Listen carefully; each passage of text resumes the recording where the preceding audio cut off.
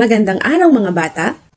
Ngayon ay magkakaroon tayo ng makabuluhang talakayan tungkol sa kahalagahan ng pagpapahalaga at pananagutan sa ating kabuhayan at pinagkukunang yaman. Handa na ba kayo? Tara at alamin natin. Sa aralin ito, inaasahang malilinang ang sumusunod na mga kaalaman, kakayahan at pag-unawa. Nasusuri ang mga suliraning nakakaapekto sa pinagkukunang yaman. Naiisa-isa ang iba't ibang pagpapahalaga at pananagutan sa kabuhayan at pinagkukunang yaman. Nagagawa ang plano upang mahikayat ang kapwa na magkaroon ng pagpapahalaga at pananagutan sa kabuhayan at pinagkukunang yaman. At naipamamalas ang mga gawaing nagpapakita ng pagpapahalaga at pagiging mapanagutan sa kabuhayan at pinagkukunang yaman. Atin munang alamin kung ano na ang iyong kaalaman sa aralin ito. Suriin ang mga larawan. Isulat ang check kung ginagamit ng may pagpapahalaga at pananagutan ang kanilang pinagkukunang yaman, at X kung hindi. Isulat ang iyong sagot sa sagutang papel. Narito ang unang larawan. Ang tamang sagot ay check, magaling. Sunod. Ang tamang sagot ay X. Narito ang susunod na larawan. Ito naman ay X. Magaling. Susunod. Ito naman ay check. At narito ang huling larawan. Ang sagot ay X. Magaling. Ang pinagkukunang yaman ay tumutukoy sa mga bagay na ginagamit natin upang matugunan ang ating pang-araw-araw na pangangailangan. May tatlong uri ng pinagkukunang yaman. Una ay likas na yaman tulad ng lupa, tubig, kagubatan at yamang dagat. Yamang tao o ang ating lakas, paggawa. At yamang kapital tulad ng makinarya, gusali at mga teknolohiya. Sa Pilipinas, tayo ay sagana sa likas na yaman, mula sa ating malawak na karagatan hanggang sa matabang lupa. Mahalaga ang mga ito upang magkaroon tayo ng pagkain, trabaho at kabuhayan. Sa kabila ng ating kasaganaan, maraming suliranin ang nakakaapekto sa ating pinagkukunang yaman. Pagkasira ng kalikasan dahil sa ilegal na pagtotroso at pagmimina. Isa pa ay polusyon sa tubig at hangin.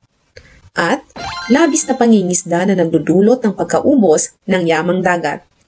Kung hindi natin aaksyonan ang mga ito, maaapektuhan ang ating kinabukasan. Kaya nararapat lamang na may gawin tayo ngayon. Ang likas kayang pag-unlad o sustainable development ay ang tamang pagtugon sa mga pangangailangan at mithiin ng mga tao sa lipunan nang may pagsasaalang-alang sa kapakanan ng susunod na henerasyon. Makakamit ang layuning ito sa pamamagitan ng wastong paggamit ng mga pinagkukunang yaman at pangangalaga sa kapaligiran.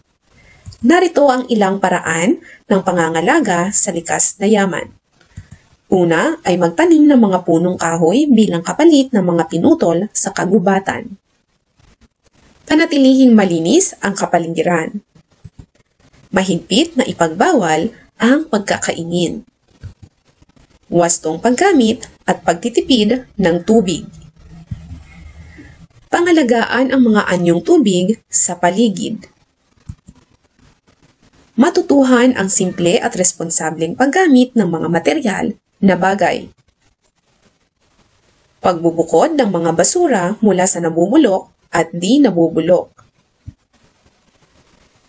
Isagawa ang 4 R's: reduce, reuse, recycle, at replace. Sumunod sa mga panuntunan at mga batas na ipinatutupad tungkol sa pangangalaga ng kapaligiran. At hikayatin ang mga kabataan sa mapanagutang paggamit ng mga pinagkukunang yaman at konserbasyon ng kalikasan. Matatamasa ang tunay na likas kayang pag-unlad sa pamamagitan ng pagpapahalaga at pagiging mapanagutan sa paggamit ng mga pinagkukunang yaman. Magkatugon ang pangangailangan ng tao at kalikasan sa isa't isa. Kapwa nakasalalay sa tao at kalikasan ang pananatili o patuloy ng buhay sa daigdig. Ang mga tao sa lipunan ay inaasahang maging makakalikasan at magpatuloy sa pangangalaga sa likas yaman upang matugunan ang pangangailangan ng tao sa kasalukuyan at sa henerasyon ng kinabukasan. Narito naman ang ilang paraan upang mahikayat ang kapwa na magkaroon ng pagpapahalaga at pananagutan sa kabuhayan at pinagkukunang yaman. Una, maging huwaran sa tamang paggamit ng likas na yaman. Magbahagi ng kaalaman tungkol sa mga isyong pangkalikasan. Hikayatin ang komunidad na sumali sa mga proyekto tulad ng tree planting. Gumamit ng social media para ipakalat ang kamalayan. At magbigay ng inspirasyon sa pamamagitan ng mga positibong kwento ng pagbabago. Ang maliit na hakbang ng bawat isa ay nagiging malaking hakbang para sa ating kalikasan. Mga bata, ang ating likas na yaman ay mahalaga sa pagtugon sa ating pangangailangan at kabuhayan. Kaya dapat natin itong pahalagahan at gamitin ng may pananagutan. Sa pamamagitan ng simpleng aksyon, magagawa nating mapanatili ang ating kalikasan para sa mga susunod na henerasyon. Tandaan, ang kalikasan ay ating kayamanan. Diyan nagtatapos ang ating aralin. Gawin ang tayahin at performance task. Ipakita ang inyong output sa guro para sa pagwawasto at feedback. Para sa inyong tayahin, basahin ng mabuti ang bawat sitwasyon. Isulat ang tama kung ang kilos o desisyon ay nagpapakita ng pagpapahalaga sa kabuhayan at pinagkukunang yaman, at mali kung hindi.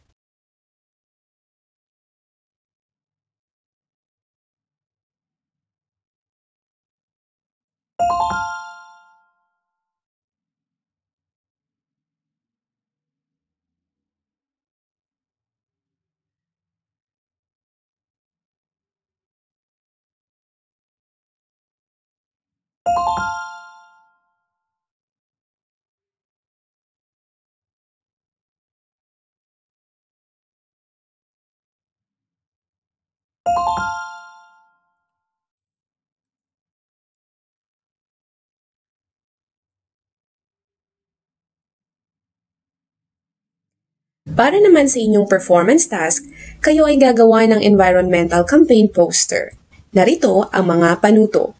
Sa isang long bond paper, gumawa ng isang malikhaing poster na may malinaw na mensahe na humihikayat sa iba na pangalagaan at gamitin ng may pananagutan ang pinagkukunang yaman ng ating bansa.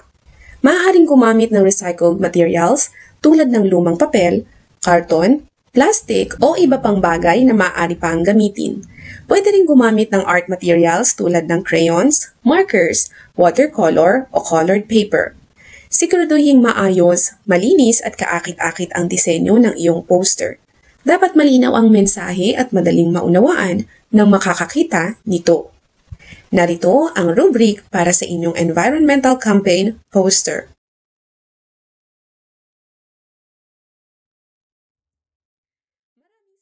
Maraming salamat. Hanggang sa muli. Paalam!